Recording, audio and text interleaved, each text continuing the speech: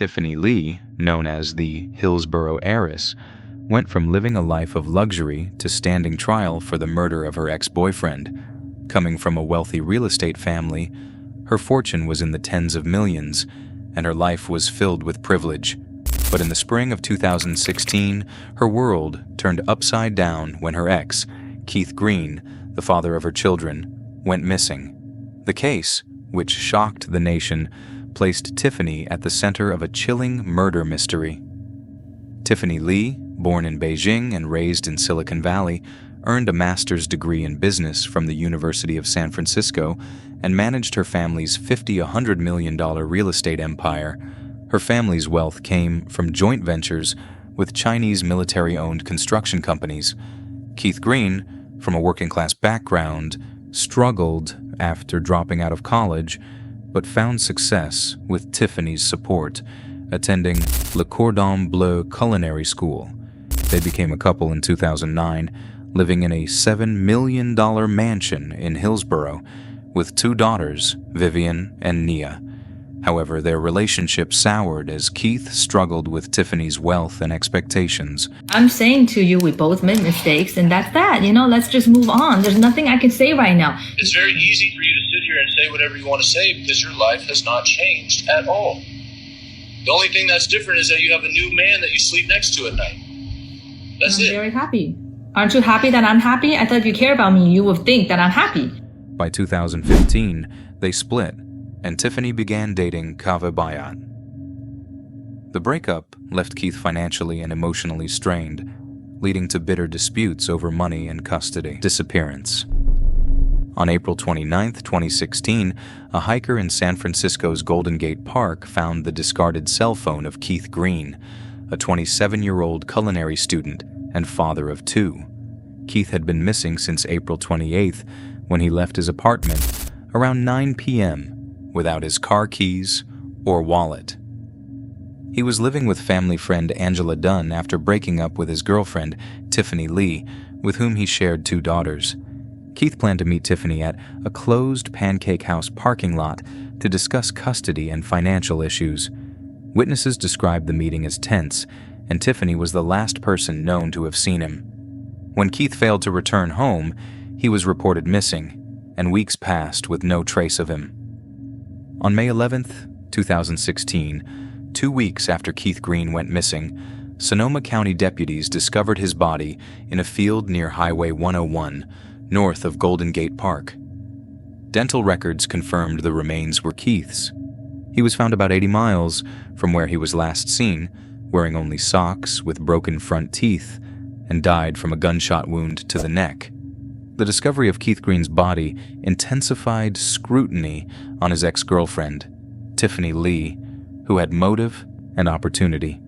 Tiffany claimed she met Keith at the Pancake House on April 28th, where they spoke for about an hour. She then drove off in her Mercedes-Benz, leaving Keith behind. Initially, Tiffany expressed uncertainty about Keith's disappearance, even suggesting he might have faked his own kidnapping. Tiffany reached out to the police and Keith's mother, Colleen, expressing concern about Keith's disappearance. She texted Colleen, "I know you think Keith's disappearance has something to do with me, but I'm really worried too." 6 months before his murder, Keith and Tiffany split after he found out about her affair with Kava Bayat, a friend tied to Keith's marijuana dealings. Tiffany and Kava went public, moving him into her mansion and buying him a Ferrari, which further strained Tiffany's relationship with Keith. As Tiffany and Kava settled into their family life, tensions with Keith grew. Tiffany started recording phone conversations documenting the escalating conflicts, which included heated exchanges with Keith and others who became entangled in the arguments. Keith and Tiffany's phone conversations were tense, filled with insults and threats, mostly over finances. Keith, struggling to support himself while attending culinary school, often relied on Tiffany for financial help.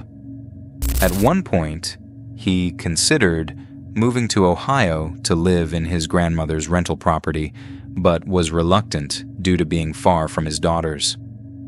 Text messages revealed Keith sought financial stability, asking Tiffany for a BMW, $20,000 for furniture, and $4,000 monthly to stay near his daughters. Tiffany offered $44,000 up front and a Range Rover. But tensions remained. Investigators found a chilling text exchange between Tiffany and Kava, where Kava called Keith a snake, and Tiffany replied, "Okay, green light," which authorities believed marked the decision to have Keith killed. This raised doubts about Tiffany's claims. Keith's cell phone provided crucial clues, connecting to towers near the Millbrae Pancake House between 9:27 p.m.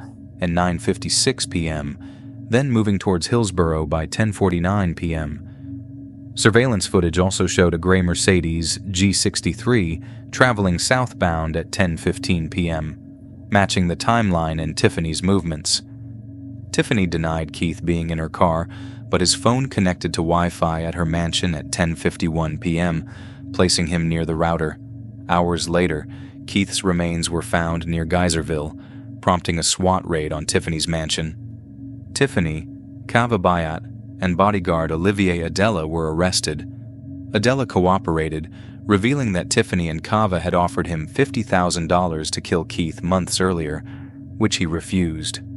On the night of the murder, he said Tiffany brought Keith's body to his apartment, and Kava ordered him to help dispose of it. Adela had previously been close to the couple, working as Kava's bodyguard and trainer. Adela followed Tiffany's SUV to the Pancake House and later to her mansion, where Kava murdered Keith in the garage. Blood evidence and gunpowder residue were found at the scene, and Keith's blood was discovered in Tiffany's car and Adela's apartment. Adela admitted to disposing of the body in a field after crossing the Golden Gate Bridge and discarding Keith's phone and belongings. The murder weapon was never found. Adela claimed Tiffany orchestrated the murder, with Kava carrying it out, and described how he was forced into the crime. He revealed that Kava explicitly said, "We want you to kill Keith." He had a conversation with Kava while observing Tiffany and Keith discussing their children. Later, he returned home, only to be shocked when Tiffany showed up at his building with Keith's lifeless body in the front seat. On May 21, 2016, Tiffany Li and her boyfriend, Kava Bayat, were arrested for Keith Green's murder. Prosecutors claimed Tiffany lured Keith to the restaurant under the pretense of reconciliation, where he was killed, with Kava and Olivier Adela helping dispose of the body. Tiffany made headlines by raising a record $35 million bond, one of the highest in U.S. history, raising questions about whether her wealth could influence the trial. Meanwhile, Kava and Adela remained in custody. Adela pursued a plea deal in exchange for his testimony, implicating Tiffany Li and Kava Bayat. The San Mateo district attorneys were considering their options to determine which of the defendants would face charges for the murder under California Penal Code, Section 187. As the trial date neared, new developments surfaced that raised doubts about Olivier Adela's credibility. To begin, defense attorney Jeff Carr introduced the results of a polygraph test, which revealed that Adela had been deceptive when questioned about his involvement in the shooting of Keith Green. Tiffany's defense team contended that, when considered in its entirety, the evidence suggested Keith's death occurred during a failed kidnapping attempt, possibly carried out by Adela and one or two accomplices. To support this theory, they highlighted a box containing over $30,000 in cash discovered in Adela's apartment, along with an expensive watch that had once belonged to Keith Green. In February 2018, Olivier Adela struck a deal with the district attorney, dropping his murder charge in exchange for truthful testimony against Tiffany Li and Kava Bayat. The case faced delays, including Tiffany's breast cancer treatment in 2019. Just as Tiffany Li and Kava Bayat's trial was set to begin, however, the surprises didn't stop there. On two separate occasions, Adela, a former MMA fighter, accused inmates of being approached with bribes to falsely testify that he had confessed to the murder. He alerted his attorney about the alleged witness tampering, raising concerns about the trial's integrity. Prosecutors investigated Adela's witness tampering claims, but found no evidence. However, they warned that lying could jeopardize his plea deal. A more serious issue arose when Adela violated release conditions by trying to contact an ex-girlfriend, a potential defense witness. Although this didn't revoke his plea deal, it led the district attorney's office to exclude him as a witness due to credibility concerns. When the trial eventually began, Tiffany Li and Kaveh Bayat were tried together. District Attorney Steve Wagstaff remained confident in the strength of the state's case, despite the last-minute setback of losing their key witness.